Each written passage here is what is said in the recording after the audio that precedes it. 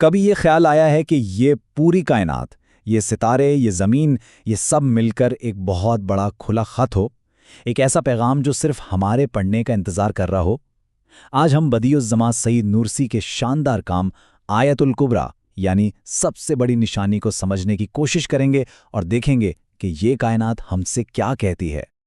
ذرا سوچئے، اگر یہ کائنات بس ایسے ہی نہیں بن گئے بلکہ یہ ایک کتاب کی طرح ہے، ایک ایسی کتاب جس کا ہر ستارہ، ہر بادل اور ہر پتا ایک لفظ کی حیثیت رکھتا ہو، یہی وہ بنیادی سوال ہے جو ہمیں ایک بہت گہرے سفر پر لے جاتا ہے۔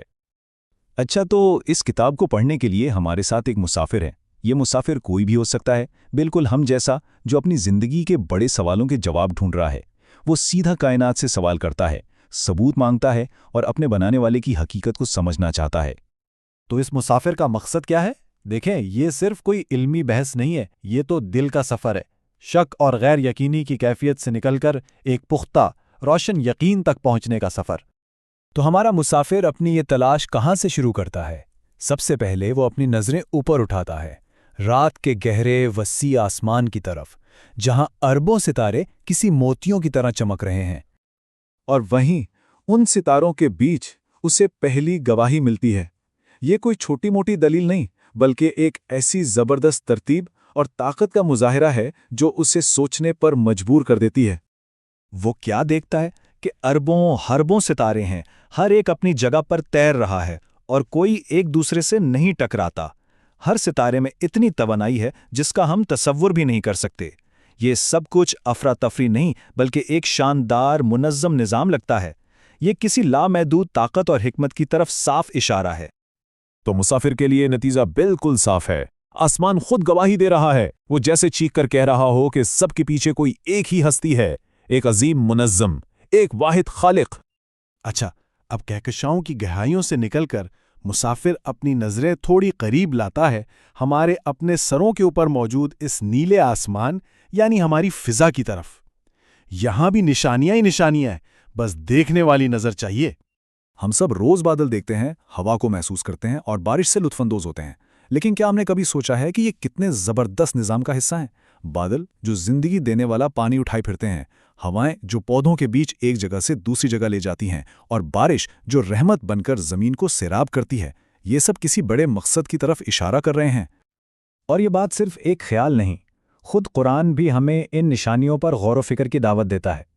یہ صرف موسم کی تبدیلی نہیں ہے، بلکہ یہ ایک پیغام ہے ان لوگوں کے لیے جو اپنی عقل استعمال کرتے ہیں۔ یہ ایک حکمت والے اور قدرت والے خالق کے کام ہے۔ چلیں آسمانوں سے نیچے اترتے ہیں۔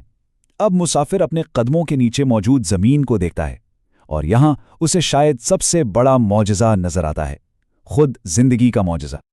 یہ زمین کوئی عام سی جگہ نہیں، بلکہ ایک بہت بڑے دسترخوان کی طرح ہے، ایک ایسی میز جس پر ہر جاندار کے لیے، چھوٹے سے کیڑے سے لے کر دیو عاقل ہاتھی تک، سب کے لیے بہترین رزق موجود ہے، سب کا خیال رکھا جا رہا ہے۔ ذرا غور تو کریں، لاکھوں قسم کی مخلوقات، ہر ایک اپنی جگہ پر مکمل اور بہترین، سب کو ان کا رزق مل رہا ہے، زندگی اور موت کا ایک چکر مسلسل چل رہا ہے، لیکن پھر بھی ایک حیرت انگیز توازن قائم ہے۔ یہ کیسے ہو سکتا ہے کہ اتنے پیچیدہ نظام بغیر کسی ایک چلانے والے کے اتنی ہم آہنگی سے کام کرتے رہیں؟ اور یہ دیکھیے، سوکھی مردہ زمین بھی بارش کے چند قطروں سے کیسے جی اٹھتی ہے۔ یہ ہمارے سامنے ایک زندہ مثال ہے کہ یہ زمین خود ایک زندگی بخشنے والے، رحم کرنے والے، پالنے والے کی طاقت کی گواہی دے رہی ہے۔ تو اب مسافر تمام کڑیوں کو ایک ساتھ جوڑتا ہے، آسمان کی گواہی، فضا کی نشانیاں اور زمین کے معجزات، یہ سب الگ الگ نہیں ہیں، بلکہ مل کر ایک بہت بڑی واضح تصویر بنا رہے ہیں۔